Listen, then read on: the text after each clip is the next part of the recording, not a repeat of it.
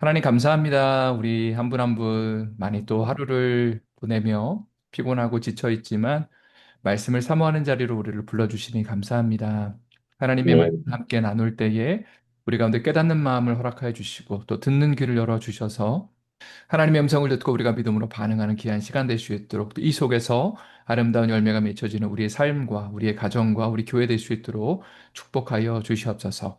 이 시간을 네, 주님과 편진히 맡겨드리고 올려드리며 살아계신 예수님의 이름으로 간절히 기도드립니다. 아멘. 아멘. 할렐루야. 사복음서에서 예수님이 이 땅 가운데 오시고 또 죽으시고 그리고 부활하시고 승천하셨죠. 그리고 이제는 예수 그리스도의 복음이 이 땅 가운데 어떻게 퍼져갔는지에 대한 이야기가 바로 사도행전이라고 이해를 하시면 되겠습니다. 사도행전의 저자는 누가복음을 지은 누가가 사도행전도 또 함께 집필을 하였습니다. 또 신약 성경을 쓴 사람 중에 유일한 이방인으로 알려져 있고요. 그리고 의사로 알려져 있습니다. 특징은 예수님의 복음이 인종과 국적과 사회적 지위와 성별을 초월해서 어떻게 전 세계로 퍼져 나가는지를 이제 사도행전이 묘사하고 있습니다. 특별히 사도행전에 나오는 우리라는 표현이 있어요. 우리라는 표현을 지금 누가가 사도행전을 집필하면서 쓰고 있다는 것은 우리 안에 본인이 포함되어 있다는 의미겠죠.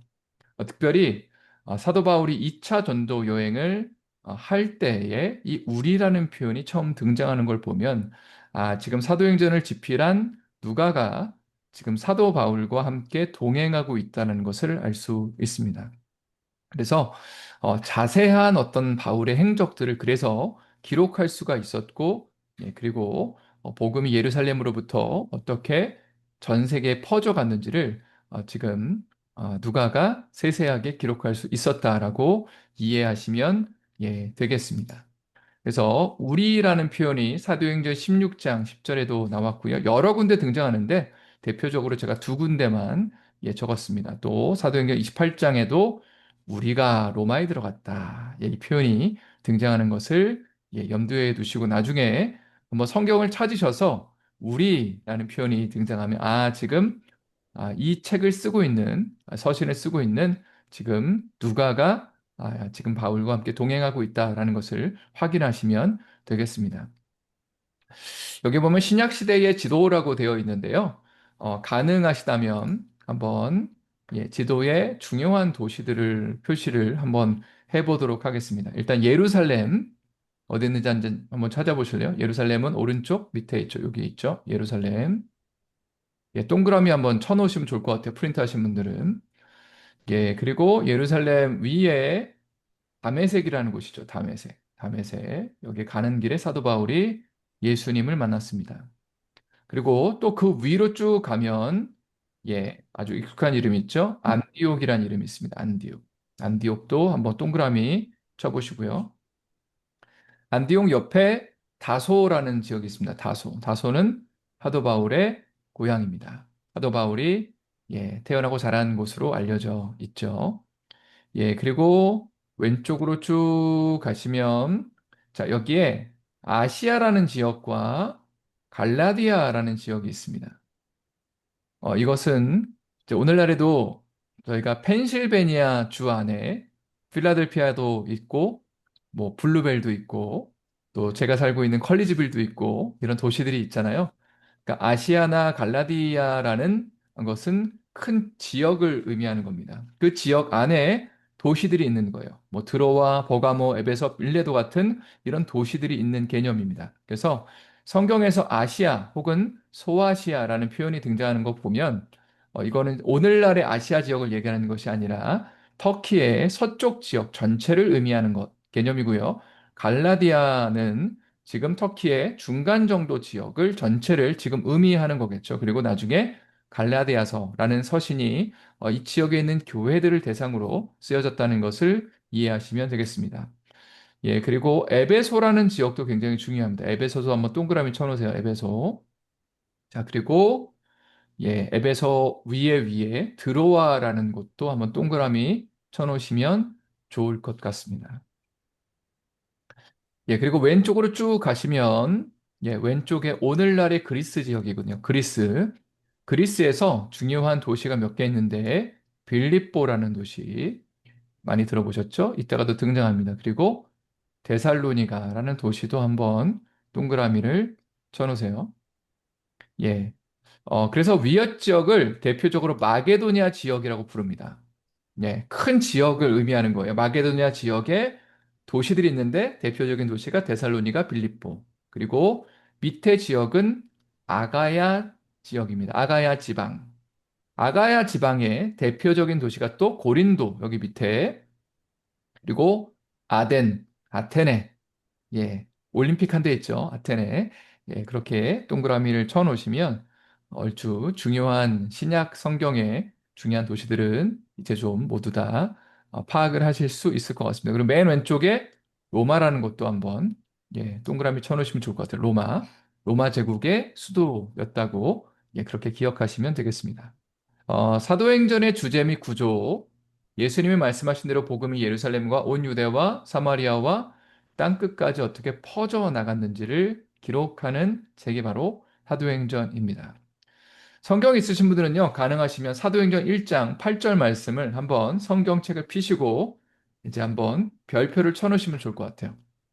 그리고 고명신 집사님께서 사도행전 1장 8절 말씀 한번 읽어주시면 감사드리겠습니다. 오직 성령이 너희에게 임하시면 너희가 권능을 받고 예루살렘과 온 유대와 사마리아와 땅끝까지 이르러 내 증인이 되리라 하시니라. 아멘. 예, 예수님께서 제자들에게 이런 약속을 하시죠. 성령이 임하시면 너희한테 성령이 임할 건데 그러면 권능이라는 걸 받을 거다. 능력 받을 거고 이 순서가 중요해요. 예루살렘과 그다음에 온 유대와 그리고 사마리아와 땅끝까지 이르러서 내 증인이 된다. 복음이 증거될 거다라는 그런 예언의 말씀을 하시고요. 이 말씀대로 실제로 복음이 이제 전 세계로 퍼져나가는 것을 기록한 책이 바로 사도행전이라고 할 수 있습니다. 제가 며칠 전에 그 이스라엘의 지도를 좀 소개한 적이 있어요. 예, 며칠 전이 아니라 어제였나요? 예, 그런데 지금 여기 보시면 이스라엘의 지도 예루살렘이 이렇게 있죠. 예루살렘. 예, 예루살렘에서부터 복음이 시작돼서 그 다음에 요 전체 지역을 유대 지역이라고 하거든요. 그래서 예루살렘과 온 유대와 그 다음에 다음 지역이 사마리아. 그리고 이제 땅끝까지 복음이 증거되게 될 거다라고 예수님이 말씀하셨고요.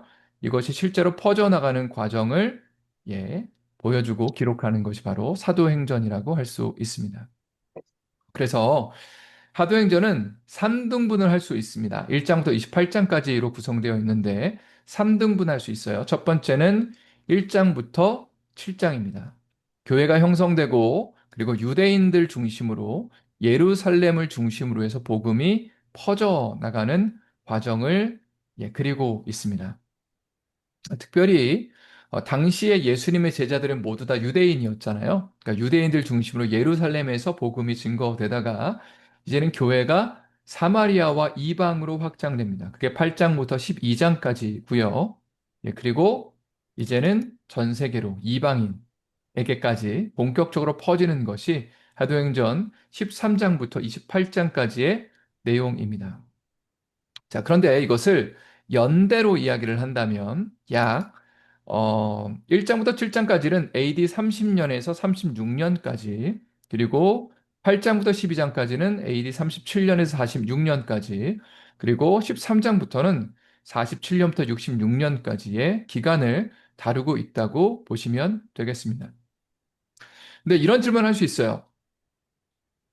예수님께서 BC와 AD를 가르고 이제 뭐 0년이라고 AD와 BC 사이에 그 기원전과 기원 후를 예수님을 중심으로 실제로 나눴기 때문에 0년에 오셨다고 한다면 그러면 30년 정도 이제 삶을 사시다가 공생애를 시작하시고 33년에 승천하시고 그다음에 그때부터 교회가 생겨야 되는데 여기는 AD 30년 경부터 시작됐다고 돼 있잖아요. 그러니까 이건 뭐지라고 질문할 수 있는데 학자들은 예수님의 실제 탄생 연도를 BC 기원전 6에서 4년 정도로 추정합니다. 예. 왜냐하면 헤롯 대왕이라는 사람이 마태복음 2장에 등장하는 왕인데 베들레헴에 2살 이하의 어린 아이들을 다 죽이라고 명령했던 왕이고 실제로 역사에서 존재했던 왕이죠. 기록을 찾아보니까 BC 4년경에 죽었대요. 그 얘기는 뭐냐면 예수님이 태어나시려면 그럼 BC 4년 전에 오셔야 되는 거죠. 예. 헤롯 대왕이 생존했을 때 오셔야 되니까. 자, 그래서 이런 일이 왜 일어나냐면 우리가 쓰는 BC와 AD의 구분이 6세기에 처음에 제한됐대요. 그러니까 한참 후대에 이 BC와 AD가 만들어진 겁니다. 근데 그때의 나름대로는 예수님의 탄생을 기준으로 해서 BC와 AD를 나눴는데 이게 정확하게 계산되지는 못했대요. 그러니까 몇 년 정도 차이가 나는 거예요. 나중에 후대 사람들이 계산을 해보니까. 그래서 예수님이 아마 BC 6년에서 4년 정도에 오신 것으로 그렇게 역사적으로는 추정하고 있지만 어쨌든 간에 BC와 AD를 가르는 것은 예수님의 탄생이 맞습니다. 그게 원래 처음에 이것을 가르는 의도였기 때문에 이것을 염두에 두시면 그냥 상식적으로 좋을 것 같아서 제가 적어 놓았습니다. 다음 장을 한번 가도록 하겠습니다. 그러면 이제 사도행전의 첫 번째 부분인 1장부터 7장까지의 말씀, 교회가 형성되고 그리고 예루살렘 중심으로 복음이 퍼져나가는 이 과정에 대해서 한번 살펴보기를 원합니다. 사도행전 1장 6절부터 8절의 말씀 고명신 입사님께서 한번 또 읽어주시면 감사드리겠습니다. 그들이 모였을 때에 예수께 여쭈어 이르되 주께서 이스라엘 나라를 회복하심이 이때이니까 하니 이르시되 때와 시기는 아버지께서 자기의 고난을 두셨으니 너희가 알 바 아니요 오직 성령이 너희에게 임하시면 너희가 권능을 받고 예루살렘과 온 유대와 사마리아와 땅끝까지 이르러 내 증인이 되리라 하시니라. 네, 제자들은 원래 어떤 질문을 던졌냐면요. 이스라엘의 회복에 대해서 질문을 던졌습니다. 쉽게 말해서 지금 로마가 다스리고 있는데 우리나라 언제 해방되냐고 그렇게 질문을 던졌어요. 예수님 승천하실 때 되게 궁금했던 거죠. 예. 그러니까 하나님의 나라가 아마도 로마로부터 해방될 때 임하지 않을까라는 생각을 하는 거죠. 그러나 이에 대한 예수님의 대답은 성령이 오시면 그럼 너희가 내 증인 된다라고 말씀하시는 겁니다. 자, 제가 이렇게 적어놨어요. 나라의 3대 요소. 국민과 영토와 제일 중요한 게 뭐죠? 주권입니다. 주권. 원래 주권은 국민에게 있는 거죠. 자, 그런데 지금 이스라엘 사람들은 로마에게 주권이 빼앗겼기 때문에 그래서 이 주권이 우리에게 회복되면 하나님의 나라가 임한다고 생각했습니다. 자, 그런데 예수는 뭐라고 말씀하시는 거예요? 성령이 너에게 임하시면 하나님의 통치가 시작된다. 하나님의 다스림이 시작된다. 그 주권이 하나님께로 속하면 하나님의 나라가 임하는 것이고, 그리고 그 나라가 확장된다라는 완전 전혀 다른 개념의 이야기를 하시는 거죠. 우리 삶도 마찬가지인 것 같아요. 하나님의 임재와 하나님의 통치가 시작되는 우리의 삶에 예수 그리스도가 왕이십니다라고 고백하는 그곳에 하나님의 영광이 임하고 하나님의 통치가 임하고 그리고 그 나라가 확장되는 겁니다. 이것은 사람에게 심령 가운데 임하는 놀라운 역사를 가르치는 것이죠. 자, 그리고 사도행전 2장 1절부터 4절의 말씀 또 한번 고명식 집사님께서 읽어주시면 감사를 드리겠습니다. 오순절 날이 이미 이르매 그들이 다 같이 한 곳에 모였더니 호련히 하늘로부터 급하고 강한 바람이 같은 소리가 있어 그들이 앉은 온 집에 가득하며 마치 불의 혀처럼 갈라지는 것들이 그들에게 보여 각 사람 위에 하나씩 임하여 있더니 그들이 다 성령의 충만함을 받고 성령이 말하게 하심을 따라 다른 언어들로 말하기를 시작하니라.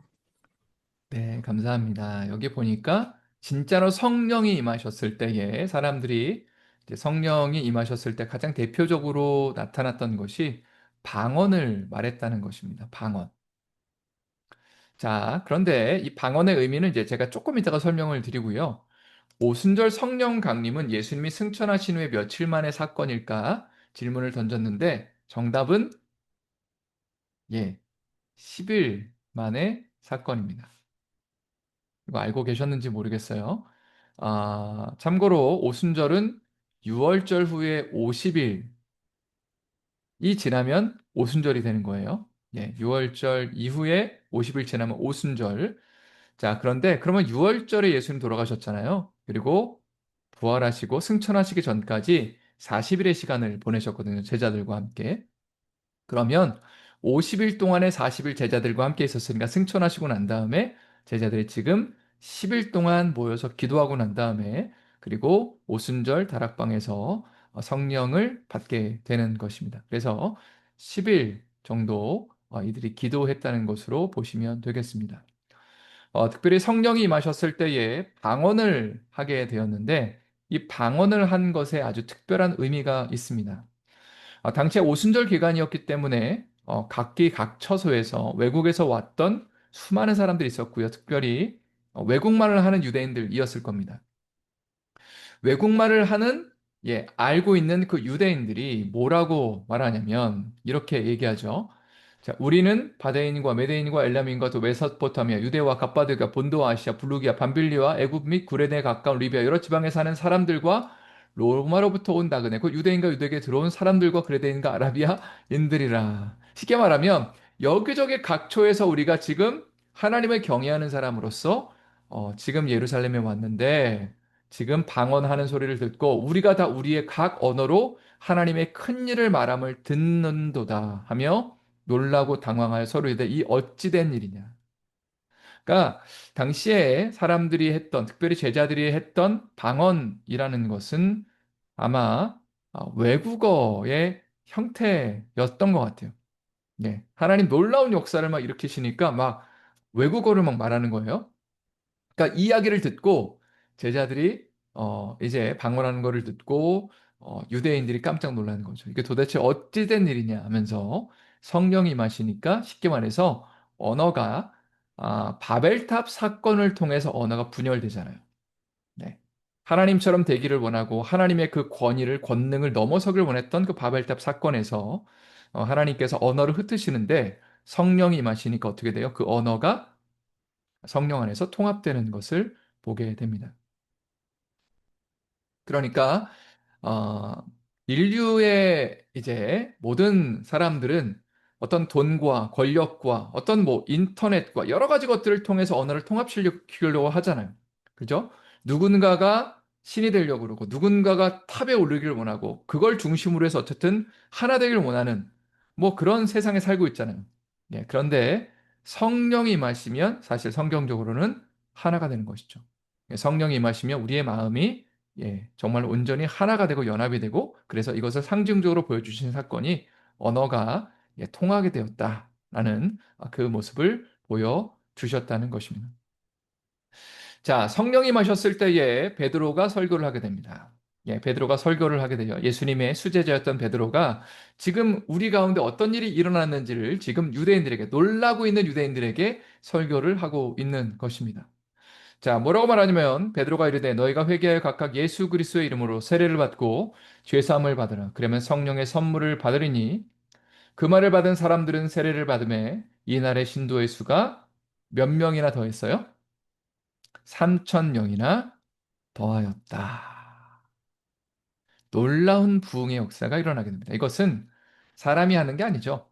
사람이 말을 잘해서 만약에 설득을 해서 복음을 전한다면 이렇게 일어날 수는 없습니다.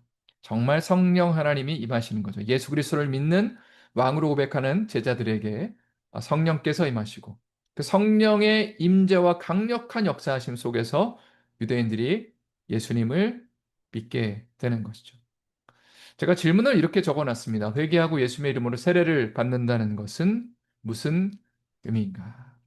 예수 그리스도를 주인, 왕으로 영접하는 것을 의미합니다.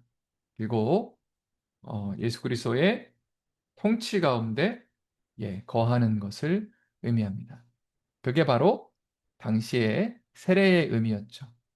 예, 나는 죽고 예수로 살겠습니다. 예수님이 하나님의 아들이십니다. 예수님을 왕으로 고백합니다. 예수 그리스도를 제자로, 죄송합니다. 예수님을 따르는 제자가 되겠습니다.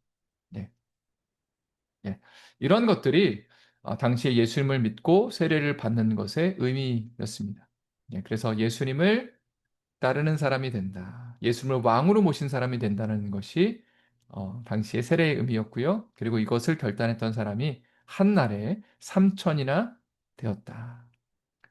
자, 그리고 그 이후에 천국과 같은 공동체가 이루어집니다. 천국과 같은 게 뭘까요? 라고 질문했을 때에 이제 고명신 집사님께서 한번 읽어주시면 감사드리겠습니다. 42절부터 47절 말씀입니다. 그들이 사도의 가르침을 받아 서로 교제하고 떡을 떼며 오로지 기도하기를 힘씁니다. 사람마다 두려워하는데 사도들로 말미암아 기사와 표적이 많이 나타나니 믿는 사람이 다 함께 있어 모든 물건을 서로 통용하고 또 재산과 소유를 팔아 각 사람의 필요를 따라 나눠주며 날마다 마음을 같이하여 성전에 모이기를 힘쓰고 집에서 떡을 떼며 기쁨과 순전한 마음으로 음식을 먹고 하나님을 찬미하며 또 온 백성에게 칭송을 받으니 주께서 구원받는 사람을 날마다 더하게 하시니라. 아멘. 성령의 놀라운 역사가 일어나니까 사람들의 마음에 기쁨과 또 정말로 삶의 의미가 찾아지고요. 자발적으로 물건을 서로 나눠주고 가난하고 연약한 자들을 사랑하면서 돌보고 그리고 모이기를 힘쓰고 떡을 떼고 기쁨과 순전한 마음으로 음식을 먹고 그리고 하나님을 찬미했다. 그리고 결과적으로 온 백성에게 칭송을 받았다. 그러니까 어떤 뭐 이단 같은 집단으로 보이는 것이 아니라 예수 안 믿는 사람들이 보기에도 야, 정말 예수 믿는 게 저렇게 좋은 거구나. 저렇게 하나 되는 거구나. 연합하는 거구나. 사랑하는 거구나. 이런 모습을 보여줬다는 거죠. 그리고 그 결과로 구원받는 사람을 날마다 더하게 하셨다라는 것이 당시에 초대교회가 보여줬던 이 땅 가운데의 멋있는 아름다운 모습이었습니다. 자, 그런데 이런 천국과 같은 공동체만 이루면 얼마나 좋을까요? 그런데 이런 공동체가 성령의 충만함 가운데 확장되는 가운데 분명히 위협이 있고 그리고 사단의 공격이 있다는 거죠. 왜냐하면 실제로 영적인 세계가 있다는 것은 하나님도 계시고 천사도 있지만 사단도 있는 거죠. 그러니까 사단이 예수님을 영접하고 믿는 사람들이 많아지는 게 싫으니까 그래서 종교 지도자들을 격동해서 지금 예수 믿는 사람들을 핍박합니다.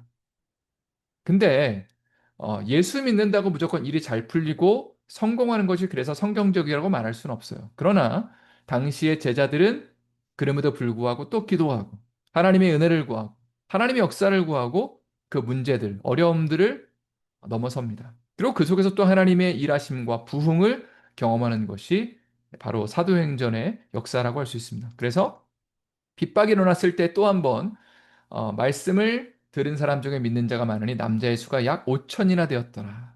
사도행전 4장에서 또 일어났던 놀라운 역사를 기록하고 있습니다. 그리고 5장, 6장으로 가면요. 이전까지는 외부에서 오는 어떤 핍박과 고난이었죠. 예, 그래서 어, 정말 예수 믿는 것을 사람들이 방해하고 막 감옥에 잡아놓고 그런 역사들이었는데 이제 내부의 위기도 발생합니다. 두 가지가 다 중요한 것 같아요. 외부에서 발생하는 위기를 하나님의 은혜 가운데 잘 극복하는 것도 중요하고, 내부에서, 공동체 안에서 발생하는 것도 잘 극복할 필요가 있는 거죠. 그래서 아나니아와 삽비라 사건이 일어나죠. 교인 중에 한 부부가 이제 거짓말을 하는 정직하지 못한 하나님 앞에 정말로 순결하고 하나님 기뻐하시는 어떤 그런 공동체를 처음에 만들어 가야 되는데 거짓말하는 거죠. 이것을 하나님 정말 싫어하셨고 하나니아 삽비라가 하나님의 어떤 그 심판 가운데 바로 그 자리에서 즉시 죽임을 당하는 사건이 일어나게 됩니다. 그리고 또 6장으로 가면 구제를 하는 문제, 재정을 어떻게 쓰느냐에 대한 어떤 문제가 발생을 하고요. 여기서 공동체가 갈라질 수도 있었는데 이것을 사랑과 지혜 가운데 또 잘 극복하게 되는 것을 보게 됩니다. 그리고 이 문제를 지혜롭게 해결하기 위해서 일곱 집사를 세우죠. 일곱 집사님들을 세우게 되고 자연스럽게 이 문제를 해결하게 됩니다.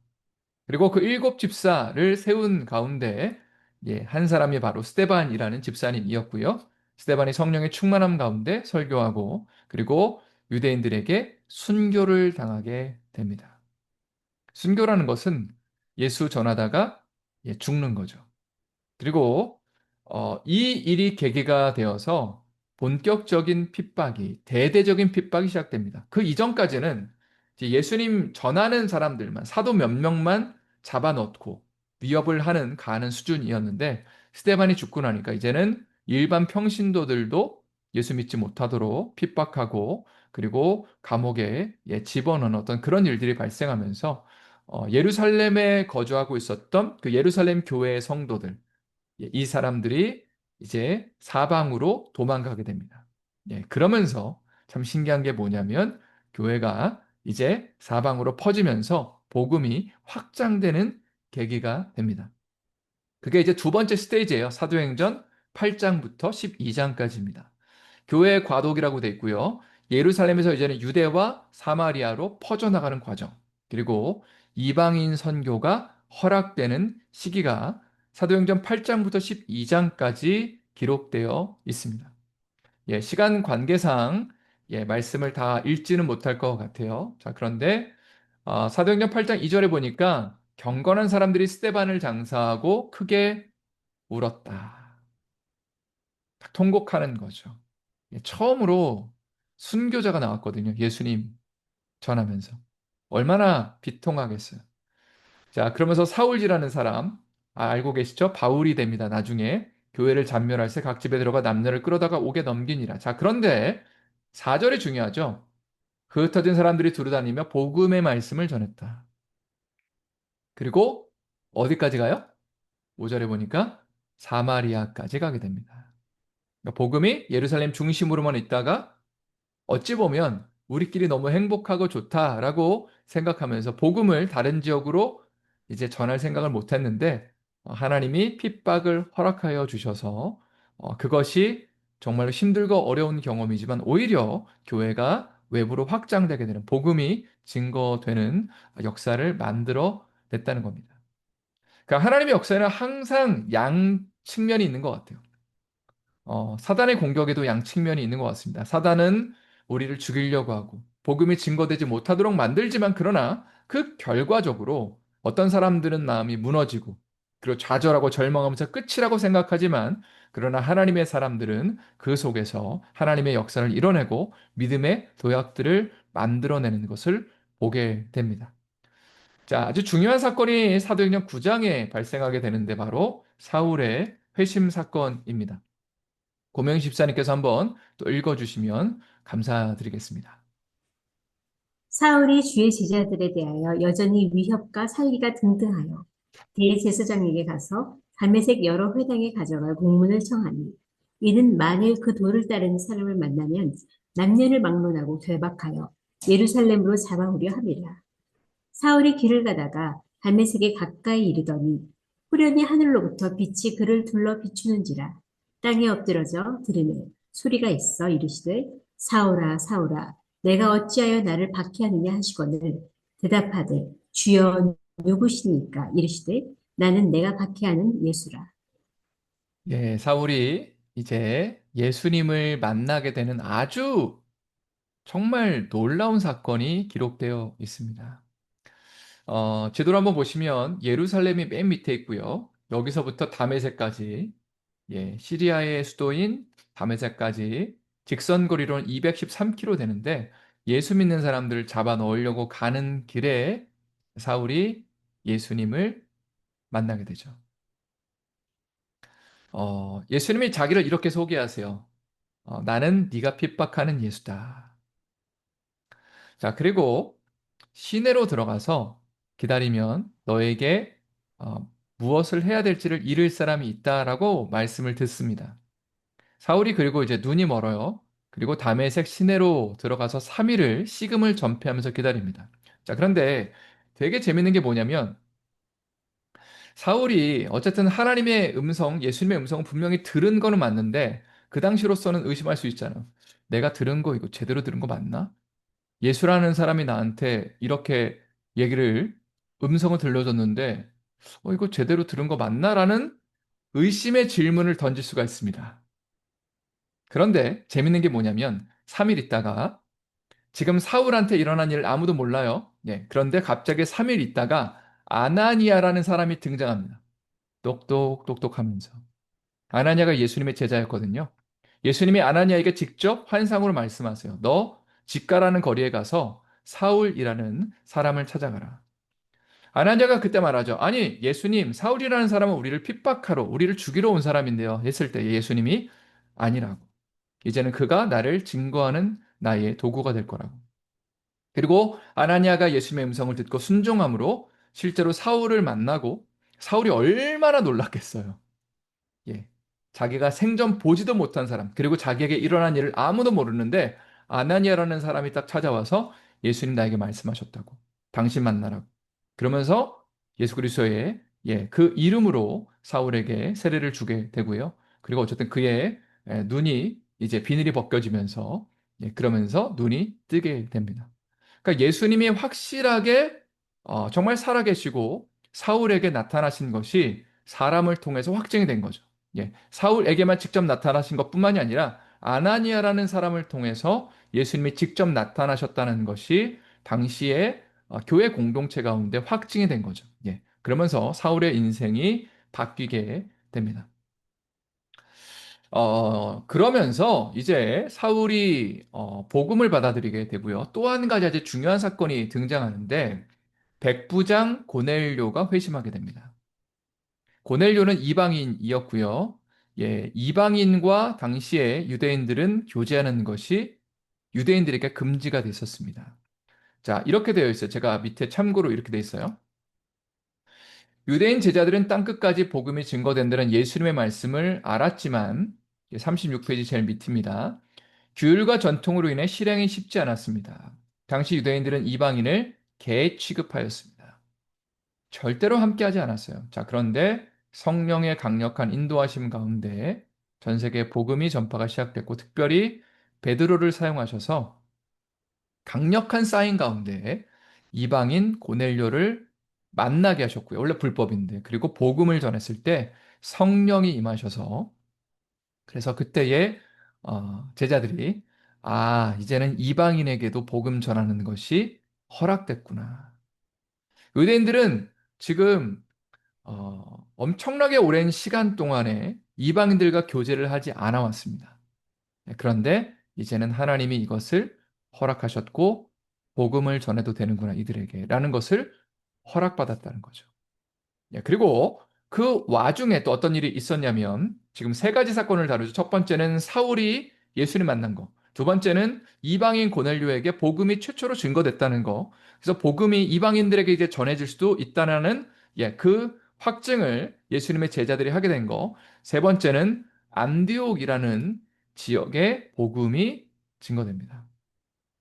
안디옥은요, 이스라엘에서, 죄송합니다. 이스라엘이 아니라, 이스라엘도 맞겠죠. 그러나 예루살렘에서 북쪽으로 직선거리 600km, 엄청 먼 데죠. 여기에까지 복음이 증거됩니다. 처음에는 이런 표현이 등장해요. 유대인에게만 말씀을 전했는데, 유대인이 유대인에게만 말씀을 전했어요. 자, 그러나 나중에는 안디옥에 이르러 헬라인에게도 말해요. 헬라인이라는 것은 이방인이죠. 헬라 말을 쓰는 사람, 그리스 말을 쓰는 사람에게도 복음을 전했고, 주 예수를 전파하니까 21절에 주의 손이 그들과 함께 하심에 수많은 사람들이 믿고 주께 돌아오더라 하면서 무슨 교회가 생기죠?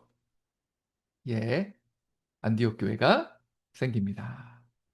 예, 여기서 이제 안디옥 교회의 이름이 알려지게 되는 것입니다. 자, 이 세 가지 아주 중요한 준비를 거쳐서 이제 세 번째 스테이지로 가게 됩니다. 사도행전 13장부터 28장까지 교회의 확장 시기입니다. 이제는 바울 중심으로 해서 이 복음이 땅 끝까지 증거가 되는 시기가 바로 사도행전 13장부터 28장까지 펼쳐지게 되는 것입니다. 세 가지 사건을 중심으로 사울이 회심한 거, 예수를 믿게 된 거, 두 번째는 고넬료에게 복음이 증거된 것, 이방인에게도 복음이 증거되는 것이 허락된 것, 세 번째는 안디옥 교회가 세워진 것을 통해서 복음이 확장되는 것입니다. 자, 사도 바울은 총 세번의 전도 여행을 했습니다. 자, 그래서 한번 살펴볼게요. 1차 전도 여행은요, 사도행전 13장과 14장에 나오고요. 13장 1절부터 3절의 말씀을 또 집사님께서 한번 읽어주시면 감사를 드리겠습니다. 안디옥 교회에 선지자들과 교사들이 있으니 곧 바나바와 니게르라 하는 시므온과 구레네 사람 루기오와 분봉왕 헤롯의 젖동생 마나인과 및 사울이라. 주를 섬겨 금식할 때에 성령이 이르시되 내가 불러 시키는 일을 위하여 바나바와 사울을 따로 세우라 하시니 이에 금식하며 기도하고 두 사람에게 안수하여 보내리라. 여기 지금 안디옥 교회에 5명의 리더들이 등장합니다. 그런데 주를 섬겨 금식했다. 금식하며 기도했다는 거죠. 기도할 때에 성령님께서 강하게 5사람에게 각각 동일한 메시지를 주세요. 어떤 메시지를 주시냐면 내가 불러 시키는 일을 위하여 바나바와 사울을 세우라. 선교사로 파송하라는 얘기였고요. 그리고 이에 금식하며 기도하고 두 사람에게 안수하여 보냈다. 사실 이 명령이 굉장히 순종하기가 쉽지 않았던 명령이었습니다. 왜냐하면 바나바와 사울은 안디옥 교회의 담임 목사님과 부목사님이었기 때문입니다. 그러니까 이제 우리를 이끌어갈 리더들이 있는데 이 리더들 2명을 안수해서 선교사로 파송하라라는 얘기를 들었을 때에 지금 어, 당시 안디옥 교회 성도들은 순종하기가 쉽지가 않았을 것입니다.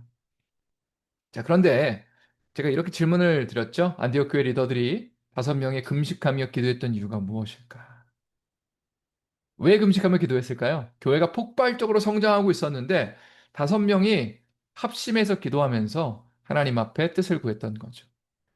왜 금식하며 기도했을까 질문해 본다면 예수님이 주인 되신 교회를 세우기를 원했던 것 같아요. 그러니까 그들이 여태까지 해왔던 방식과 어떤 복음 증거의 패턴으로 교회를 이끈 것이 아니라 주님 우리에게 정말 뭘 원하세요? 우리가 그거 해드리고 싶습니다. 라고 묻기 시작한 거죠. 정말 예수님이 주인 되시길 원했고 그리고 주님이 말씀하신 거죠. 성령을 통해서 5사람한테 각각 바울과 바나바를 따로 세워서 선교사로 파송해라. 그리고 이 말씀에 순종했을 때 정말로 폭발적인 그 복음 전파의 역사가 이제는 일어나게 됩니다. 예. 그것이 사도행전 13장과 14장의 내용이죠. 자, 사도행전 14장으로 가면요. 1절, 6절, 7절. 제가 이렇게 적어놨죠. 고난 가운데서도 확장되는 복음이다. 자, 한번 보세요. 지역을 한번 확인해 보세요. 여기가 안디옥이란 지역이에요. 아까 말씀을 드렸죠? 예루살렘에서 안디옥까지 직선 거리로 한 500km 올라와야 됩니다. 한참 밑에 지금 예루살렘이 있는 거예요. 안디옥. 그리고 바로 위에 지금 여기는 터키입니다. 터키. 안디옥에서 시작해서 지금 구브로로 갔다가, 구브로, 이 섬으로 갔다가 지금 위로 올라갑니다. 초록색 라인을 따라서 쭉 올라갔다가 또 다른 안디옥이 나오죠. 이것은 비시디아 안디옥이라고 우리가 알고 있는 안디옥 말고 다른 안디옥입니다. 여기 갔다가 이고니온, 루스드라, 더베로 갔다가 다시 이제 빨간색으로 이렇게 돌아오는 루트입니다.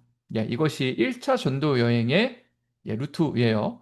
자, 그러니까 구브로까지 갔다가 구브로에서 터키의 남부 지역을 주로 돌았던 그리고 다시 안디옥으로 돌아갔던 것이 1차 전도 여행의 기본적인 루트입니다.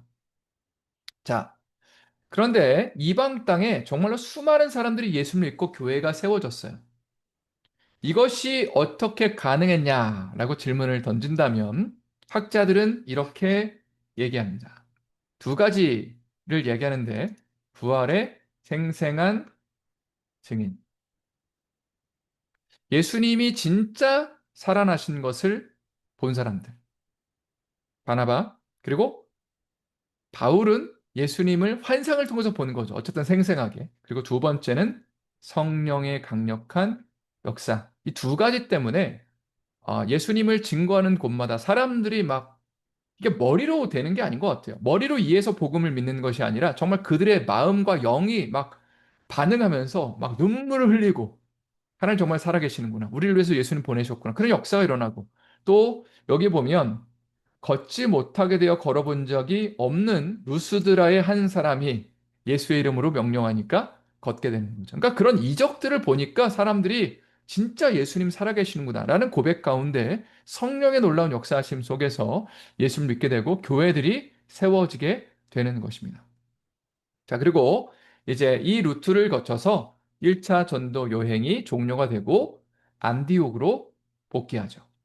예. 그래서 26절에 이렇게 돼 있죠. 거기에 배 타고 안디옥에 이르니 이곳은 두 사도가 이룬 그 일을 위하여 전에 하나님의 은혜에 부탁하던 곳이라 하면서 이제 안디옥으로 복귀했다는 그런 기록이 등장합니다. 자, 그런데 사도행전 15장으로 가면요. 사도행전 13장, 14장 1차 전도 여행이고요. 그 다음에 15장에 예루살렘 공의회 라는 제목의 챕터가 나옵니다. 이것은 1차 전도 여행과 2차 전도 여행 사이에 벌어진 일인데 복음이 확장되는 가운데 복음이 이제 막 전 세계로 퍼지고 특별히 이방인에게 퍼지는 가운데 어떤 질문이 던져지게 되냐면 복음이 유대인들에게 증거됐을 때는요. 사실 할례를 받아야 되냐, 율법을 지켜야 되냐라는 질문을 할 이유가 없었어요. 왜냐하면 유대인들은 어차피 할례 받았고 율법을 지키고 있는 사람들이니까 예수 믿고 나면 율법 지키느냐 질문할 필요가 없었어요. 어차피 지키고 있으니까. 그런데 이제 유대인들이 이방인들에게 복음을 증거하는 입장에서 당시에 예수님을 증거하기 전에 이전에는요. 이방인들이 유대인이 되려면 하나님을 믿는 사람들이 되려면 할례를 받아야 됐거든요. 예. 그러니까 이제 똑같은 문제가 발생하는 거죠. 예수님 믿고 하나님을 믿게 되면 그러면 예수님을 믿고 하나님을 믿게 된 사람들도 그러면 할례 받아야 되는 거 아니냐? 우리랑 똑같이 돼야 되는 거 아니냐? 이렇게 생각을 하는 유대인들이 생기기 시작하는 거죠. 예. 이 질문에 대해서 이제 많은 논쟁이 있었다. 안디옥에. 안디옥 교회 안에. 그리고 이 안디옥 교회의 리더들이 어떤 결정을 내렸냐면 형제들이 이 문제에 대해서 뭐라고 되어 있어요? 바울과 바나바 및 그 중에 몇 사람을 예루살렘에 있는 사도와 장로들에게 보내기로 작정하니라. 이거 우리가 결정하지 말고 예수님의 직계 제자들이 있는 사도들이 있는 예루살렘의 이 문제를 좀 상의를 드리자. 그리고 거기서 무엇을 얘기하는지를 우리가 듣자라는 그런 결론에 이르게 됩니다. 그리고 바나바와 바울을 일단 예루살렘으로 파송하는 거죠. 그래서 그게 바로 예루살렘 공의회라는 겁니다. 여기서 저 예수님의 직계 제자들이 이제 바울과 바나바의 이야기를 듣고 한참을 이야기하는 것이 사도행전 15장에 이제 나와 있고요. 회의의 결론은 이렇습니다. 한번 고명식 집사님께서 이 말씀도 15장 11절, 28절, 29절 한번 읽어주시면 감사를 드리겠습니다. 그러나 우리는 그들이 우리와 동일하게 주 예수의 은혜로 구원받는 줄을 믿노라 하니라. 성령과 우리는 이 요기된 것들 외에는 아무 짐도 너희에게 지우지 아니하는 것이 옳은 줄 알았느니 우상의 제물과 피와 목매어 죽인 것과 음행을 멀리 하시니라. 이에 스스로 상가면 잘 되리라. 평안함을 원하노라 하였더라. 여기서 회의를 하면서 어떤 결론에 이르게 되었냐면 어, 유대인들이 생각하기에 우리가 동일하게 주 예수의 은혜로 이방인들도 구원을 받기 때문에 할례를 그들은 받을 필요가 있다 없다? 없다라고 결론을 내립니다. 그리고 그들이 율법의 모든 조항들을 우리처럼 지킬 필요가 있다 없다? 이것도 역시 없다라고 결론을 내리게 됩니다. 그 의미죠. 28절에 성령과 우리는 이 요긴한 것들 외에는 아주 중요한 핵심적인 어떤 지침들 빼고는 아무 짐도 그들에게 지울 필요가 없다 하면서 이제 그들에게 할례 받지 않아도 예수님 때문에 여러분들이 하나님의 자녀가 될 수 있습니다. 그렇게 결론을 내리게 됩니다. 여기까지는 너무 좋은데요. 그 사건 이후에 바울과 바나바가 분열을 하게 됩니다. 이건 또 뭔 일인가? 바울과 바나바가 원래 1차 전도 여행을 함께 했던 동반자였잖아요. 그죠?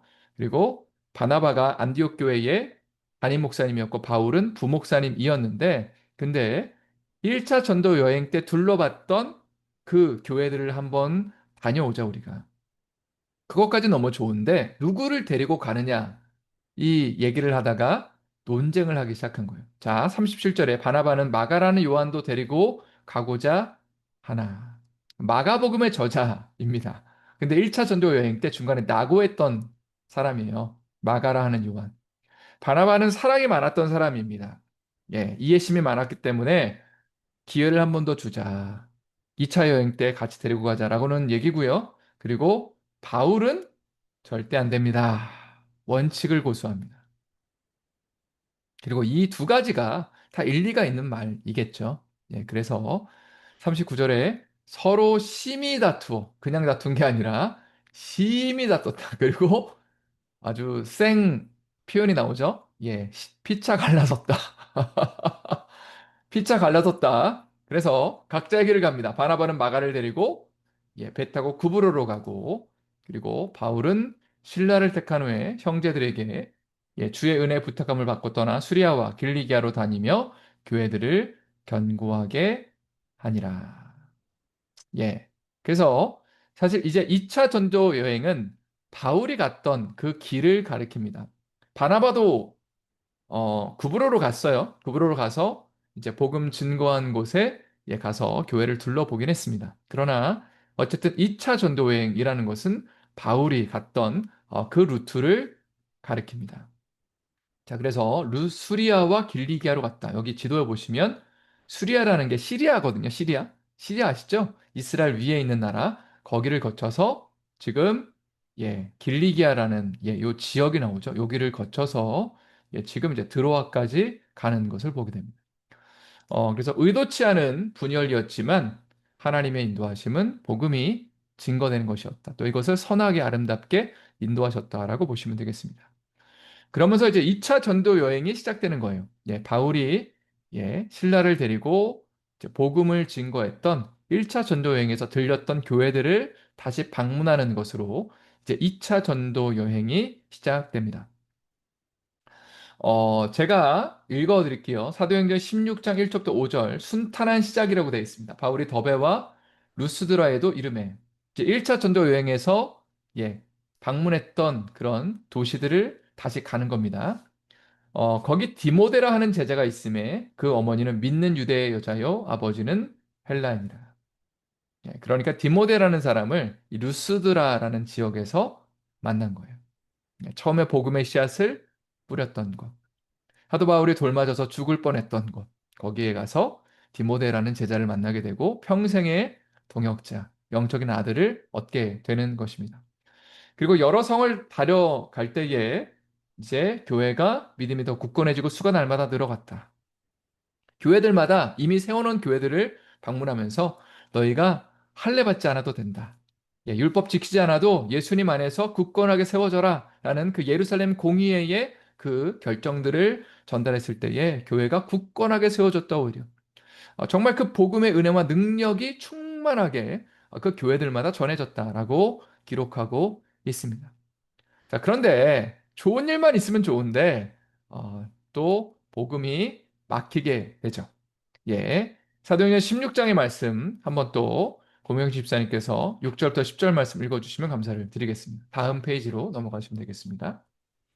성령이 아시아에서 말씀을 전하지 못하게 하시거늘 그들이 부르기아와 갈라디아 땅으로 다녀가 무시아 앞에 이르러 비두니아로 가고자 애쓰되 예수의 영이 허락하지 아니하시는지라 무시아를 지나 두로아로 내려왔는데 밤에 환상이 바울에게 보이니 마게도니아 사람 하나가 서서 그에게 청하여 이르되 마게도니아로 건너와서 우리를 도우라 하거늘 바울이 그 환상을 보았을 때 우리가 곧 마게도니아로 떠나기를 힘쓰니 이는 하나님이 저 사람들에게 복음을 전하라고 우리를 부르신 줄로 인정함이로다. 여기 보니까 바울이 이제 복음을 막 전하려고 여기저기를 다녀요. 지금 지도 한번 보시면 이제 터키의 남부 지역에 교회들이 세워져 있었어요. 1차 전도 여행 때. 그러나 이제는 이제 서쪽 지역으로 좀 가서 복음을 증거하려고 막 여기저기를 애쓰는데 성령께서 복음을 증거하지 못하게 하십니다. 그리고 어디까지 가냐면 헤매고 헤매고 헤매다가 여기 드로아라고 되어 있어요. 아주 작은 글씨로 드로아. 여기는 트로이의 목마라고 아시죠? 이 트로이를 가리킵니다. 이 발음이 좀 달라서 그렇지 트로이라는 지역이에요. 들어와 일로 예, 그렇게 기억하시면 되는데 여기서 환상 하나를 보는데 마게도냐 사람이 이리로 와서 도우라는 환상을 봅니다. 아마 마게도냐 지역의 생김새에 어떤 특정한 사람이 있었던 것 같아요, 당시에. 예, 터키에 사는 사람과는 좀 전혀 다르게 생긴 사람을 봤던 것 같아요. 그리고 나서 거기에 복음 증거하길 원하시는구나. 하나님의 인도하심을 받고, 예, 그리고 우리가 이제 이 아시아 지역의 복음을 증거하시는 것이 아니라 이제는 예, 마게도냐로 넘어가야겠다. 자, 그래서 제가 아주 중요한 거 써놨어요. 이거 나중에 아시면 되게 좋은데요. 마게도니아 지방의 대표적 도시는 어디예요? 빌립보와 데살로니가. 그리고 아가야 지방은 아테네입니다. 그리고 고린도가 대표적입니다. 이거 성경에 많이 나오거든요. 마게도냐 지방, 그리고 아가야 지방. 이것은 빌립보와 데살로니가를 지칭하는 표현이고 아가야는 아덴과 고린도를 지칭하는 표현이다라고 알아놓으시면 나중에 성경을 읽으실 때 도움이 됩니다. 그리고 나서 이제 빌립보에 처음 가서 복음을 전하는 거죠. 왜냐하면 마게도냐로 가라고 그랬으니까 마게도냐의 대표적 도시가 빌립보니까 빌립보에 가서 복음을 전하게 됩니다. 그리고 다음과 같이 이동을 하죠. 데살로니가로 내려갔다가 이게 좀 보이시는지 모르겠어요. 이게 좀 크게 어떻게 좀 안 되나? 200%로 한번 해보겠습니다. 할렐루야. 예. 어, 믿음으로 구하면 하나님께서 이렇게 놀라운 역사를 주시네요. 300% 한번 가볼까요? 할렐루야. 예, 드로아에서 이제 건너가는 거죠. 여기서부터 이제 유럽이라고 칩니다. 유럽으로 가서 네아폴리를 거쳐서 빌립보로 갔다가 앞비볼리, 아볼로니아 그리고 데살로니가 많이 아는 데죠. 베레라를 거쳐서 그리고 아덴까지 갔다가 고린도로 갑니다. 요렇게 됩니다.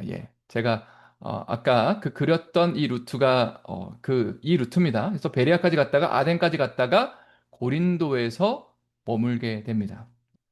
그리고 에베소를 통과해서 이제 그 안디옥으로 가는 것이 2차 전도 여행의 루트라고 그렇게 보시면 되겠습니다. 그래서 이제 요런 루트로 이동했다는 것을 아시면 되겠고요. 중요한 게 뭐냐면 고린도까지 갔다가 고린도에서 1년 6개월을 체류하면서 데살로니가 전후서를 쓰게 됩니다. 예. 자, 다시 한번요. 지금 이 루트를 따라서 고린도까지 내려갔어요. 그리고 고린도에서 1년 6개월을 체류합니다. 1년 6개월을 채우려는 가운데 지금 위에 지방들 있잖아요. 빌립보나 데살로니가에서 복음을 전했잖아요. 근데 궁금한 거예요, 사도 바울이. 잘 지내고 있나? 하나님의 말씀대로 잘 살고 있나? 그리고 특별히 데살로니가에서 소식을 듣고 나서 데살로니가에서 온 소식을 듣고 나서 고린도에서 1년 6개월을 체류하고 있는 사도 바울이 쓴 서신이 무슨 서신일까요?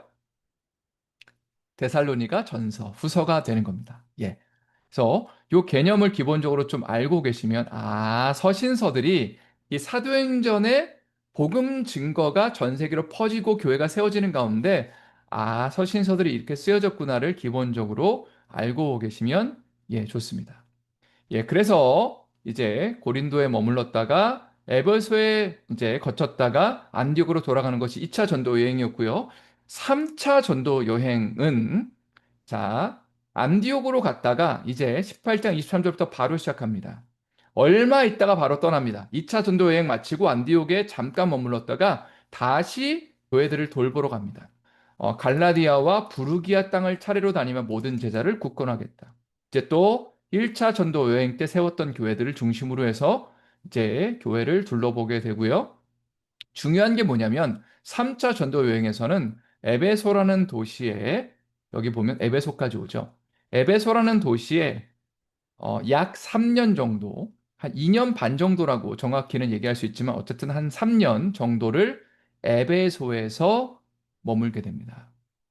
자, 그리고 에베소에서 머무는 동안에 서신을 써요. 무슨 서신을 쓰냐면 이전에 세웠던 교회들의 서신을 쓰는데 그 중에 대표적인 서신이 뭐냐면 여기 옆에 고린도라고 보이시죠? 고린도 전서를 씁니다. 이 에베소에서. 자, 그리고 여기서 이제 어떤 계획을 세우냐면 마게도냐 지역, 여기 위에 지역이 마게도냐라고 그랬죠? 이 마게도냐 지역을 거쳐서 아가야 지역을 거쳐서 그리고 예루살렘까지 갔다가 그리고 나서 내가 로마까지 가길 원한다라는 원대한 꿈을 꾸게 됩니다. 그게 에베소에서 계획한 거예요. 자, 그리고 이제 에베소에서 이동을 합니다. 지금 이제 초록색으로 돼 있는 요 라인을 따라서 쭉 이동하면서 이 위에 지역에서 이제 좀 있으면 고린도로 내려가야 되잖아요. 이 루트를 따라서. 그런데 고린도에서 좀 안 좋은 소문이 들리는 거예요. 사도 바울에 대해서 좋지 않은 소문이 들릴 때에 내가 서신을 좀 써야겠다. 여기 내려가기 전에. 그래서 쓴 서신이 무슨 서신일까요? 고린도 후서입니다. 고린도 전서는 에베소에 있을 때 쓴 거고, 고린도 후서는 여기 마게도냐 지역에 있을 때에 이제 내려가기 전에 내가 꼭 간다 하면서 그들의 마음을 좀 추스리고 준비하기 위해서 쓴 서신이 바로 고린도 후서가 됩니다. 자, 그리고 이제 밑에 지역으로 내려와서 고린도 지역에서 좀 머물렀던 것 같아요. 그리고 고린도에 머물면서 서신을 아주 유명한 서신을 하나 또 쓰는데 어디 가고 싶다고 그랬어요? 사도 바울이? 궁극적으로? 로마까지 가고 싶다고 그랬잖아요. 그래서 고린도에서 로마서를 쓰는 겁니다. 그래서 나중에 이제, 나중에 아니라 내일 저희가 좀 간단하게 살펴볼 때에 이 사도 바울의 행적과 동시에, 그리고 내가 어디에 있는지, 그리고 내가 지금 여러분들에게 이 편지를 쓰고 있다라는 이야기를 하는 것을 보게 됩니다. 그래서 이 전도 여행 중에 서신서들이 쓰여지는 것을 우리가 발견하게 됩니다. 그래서 3차 전도 여행까지 오늘은 나눴고요. 예, 여기까지 하고요. 혹시라도 질문 있으신 분들은 저에게 또 카톡 주시면 제가 자세한 답변 드리도록 하겠습니다. 제가 기도하고 마치겠습니다. 하나님 감사합니다. 오직 성령이 너에게 임하시면 너의 심령 가운데 먼저 부흥이 임하고 하나님 나라가 임하면 그것이 온 세계에 퍼지게 된다고 말씀하여 주셨습니다. 하나님 오늘 이 자리에 함께 하시는 또 이후에 영상을 통해서 하나님의 말씀을 나누는 모든 한 분 한 분의 삶의 그 심령에 하나님의 나라가 임하게 하시고 성령이 통치하시는 그곳에 자유가 있고 기쁨이 있고 또 복음의 확장되는 아름다운 열매가 있게 하여 주시옵소서. 주님 감사드리며 살아계신 예수님의 이름으로 간절히 기도드립니다. 아멘. 감사합니다. 할렐루야. 힘찬 모습으로 내일 뵙겠습니다. 감사합니다.